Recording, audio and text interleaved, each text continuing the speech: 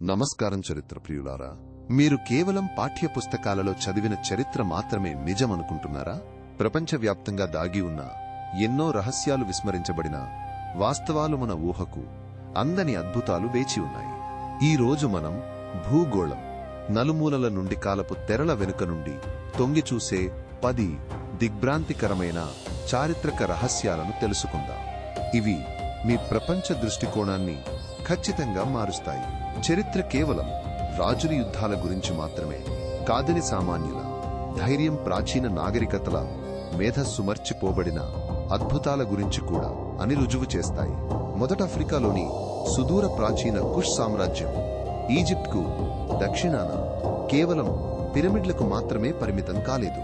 వారికి అత్యంత అధునాతన ఇనుము కరిగించే సాంకేతికత ఉండేది. ఇది వారి కాలంలో ప్రపంచంలోనే అత్యుత్తమమైనదిగా నిలిచింది. యూరోపియన్ల కంటే చాలా ముందుగానే లోహ శాస్త్రంలో వారు నిష్ణాతులయ్యారు. రెండవది పెరూలోని నాజ్గా గీతలు కేవలం భారీ భూగోళ చిత్రాలు మాత్రమే కాదు, ఇటీవలి పరిశోధనలు అద్భుతమైన గీతలు, ఖగోళ విజ్ఞానానికి సంబంధించిన సంక్లిష్టమైన క్యాలెండర్లు మరియు జలవనరుల పంపిణీకి సంబంధించిన మ్యాప్లుగా పనిచేసి ఉండవచ్చని సూచిస్తున్నాయి.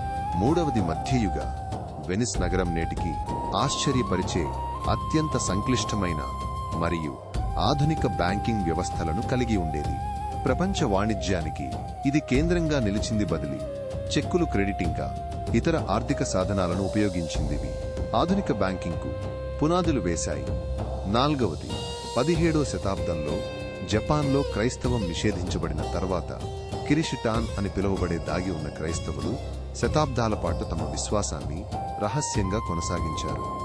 వారు బుద్ధ విగ్రహాలను వర్జిన్ మేరీగా భావించి బౌద్ధ ప్రార్థనలలో క్రైస్తవ ప్రార్థనలను కలిపి ఆచరించేవారు.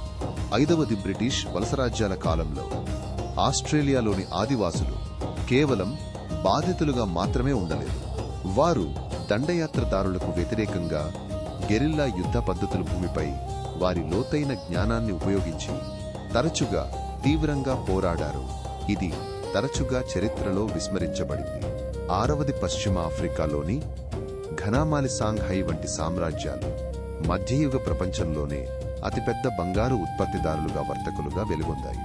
వాటి సంపద యూరోపియన్ ఆర్థిక వ్యవస్థలను గణనీయంగా ప్రభావితం చేసింది. కానీ ఈ ప్రభావం గురించి చాలా తక్కువగా చెప్పబడింది. ఏడవది యూరోపియన్ అన్వేషకులు ఆర్కిటిక్ ప్రాంతాన్ని మ్యాప్ చేయడానికి ప్రయత్నించకముందే ఇన్యూట్ ప్రజలు తమ తరతరాల మౌఖిక సంప్రదాయాల ద్వారా, జ్ఞాపకాల ద్వారా ఆ ప్రాంతం యొక్క అత్యంత ఖచ్చితమైన పటాలను కలిగి ఉండేవారు. ఇవి ఆధునిక సర్వేలు కూడా నిర్ధారించాయి. ఎనిమిదవది ఆగ్నేయాసియాలోని అంకోర్ వాట్ కట్టిన ఖైమర్ సామ్రాజ్యం కేవలం అద్భుతమైన దేవాలయాలకే ప్రసిద్ధి చెందలేదు.